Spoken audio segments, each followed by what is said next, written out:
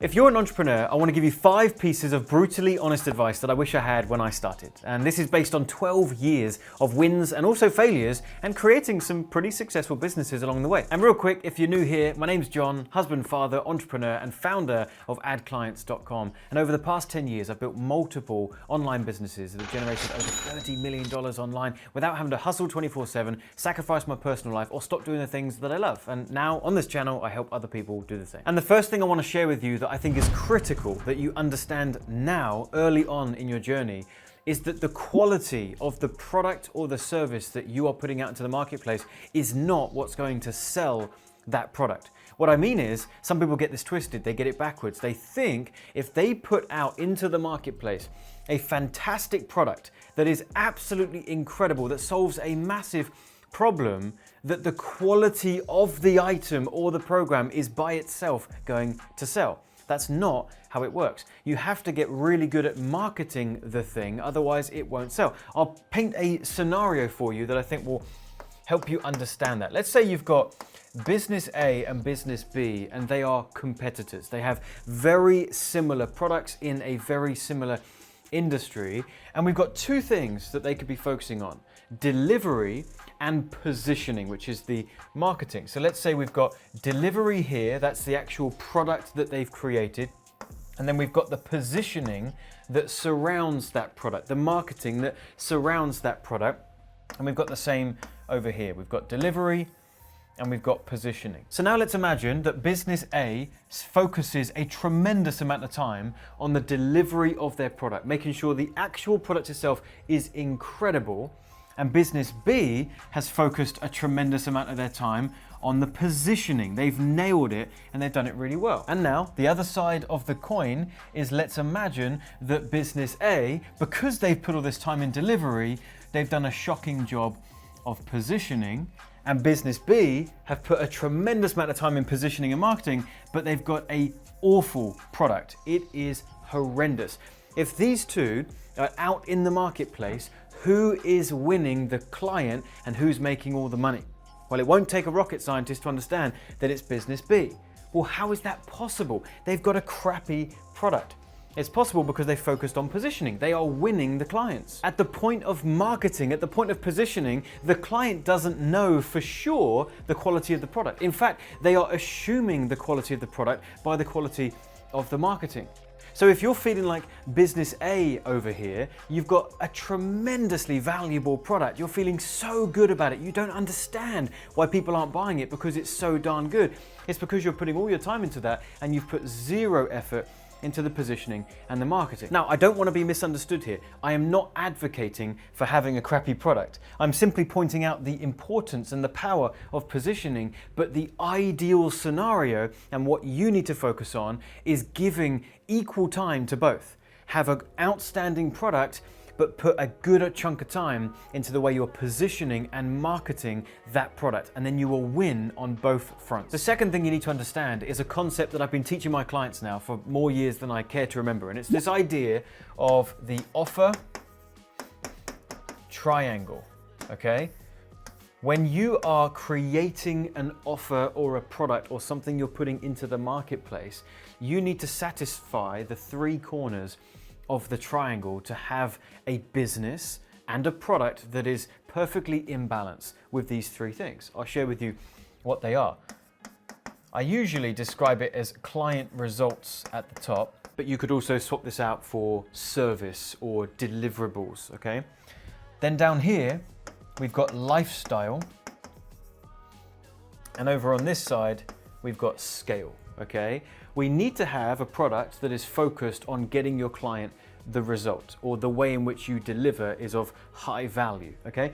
We also need to make sure that our lifestyle is in balance, that we are not putting too much time into our business, that we are burning out, not enjoying it. And we also need to make sure that we're doing the right things to scale the business, scale the operation, and hit the next level, if that's what we want to do. So we have to make sure that these are all in balance, and if they're not, if we're out of whack, if we are overextending or over leveraging on one of those levers and the other 2 are suffering, it's going to cause a big problem. I'll give you some scenarios that I have experienced with clients that I've helped so that you can hopefully avoid these situations.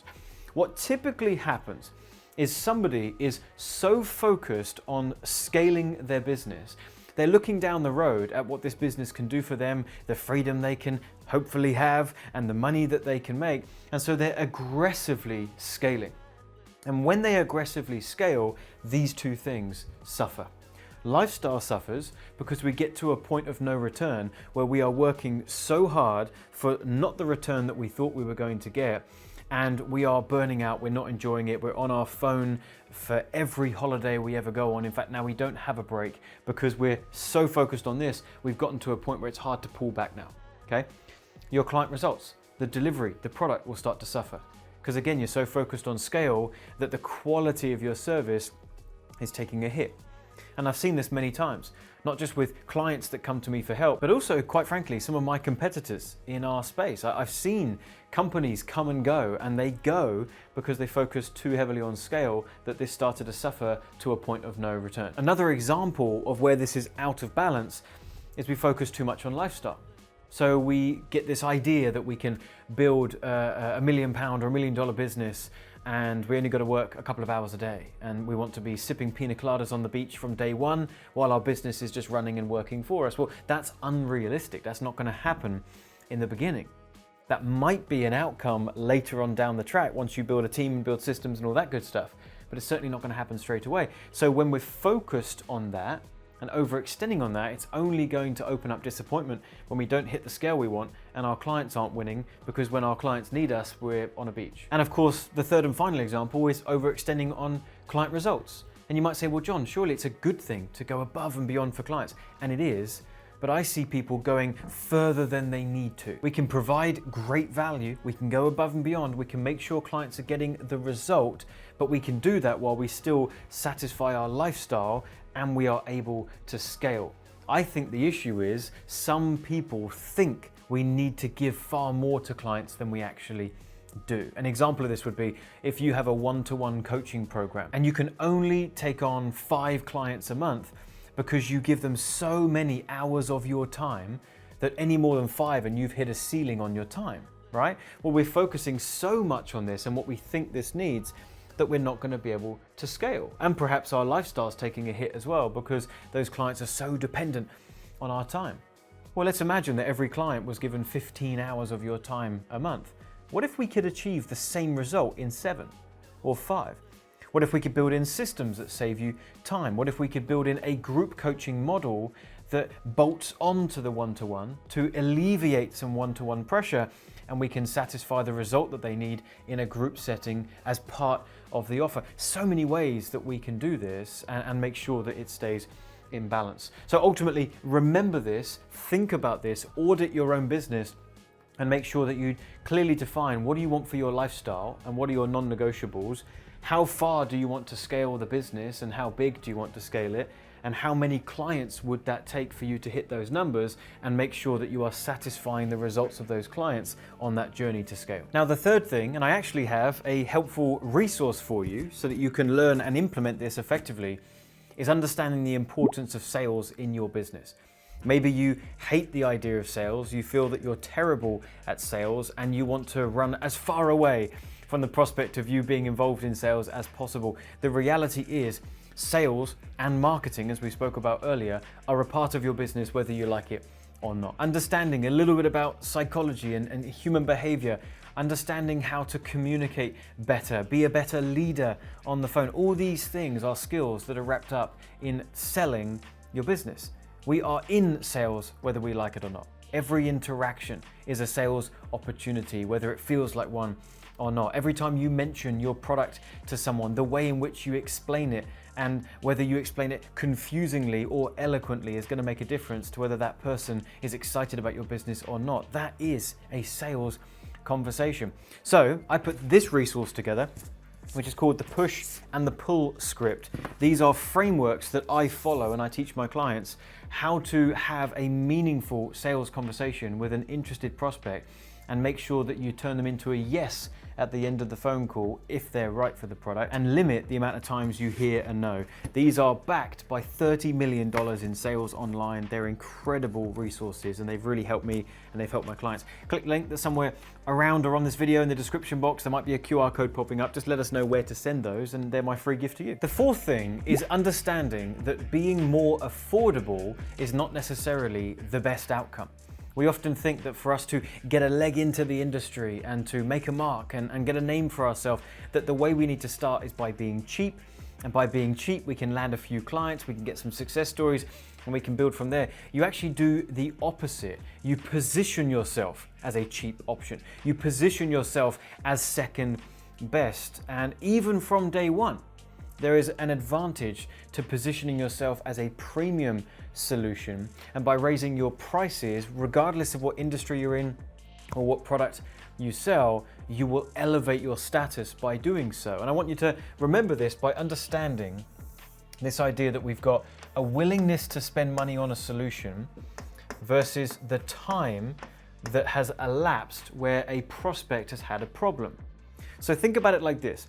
If a prospect, if these notches here are 6 months, okay, 6 months intervals, when someone has only just realized that they have a problem that needs solving, right? Or they have an issue that they've got to get a solution to, i.e. what your business or offer solves, well, they've only just discovered it. So their appetite for a solution has only just started, and we find ourselves at a notch of, I don't know, let's just say $100.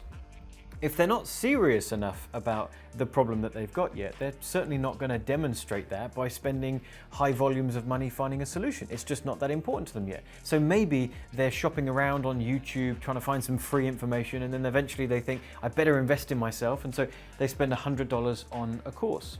All right?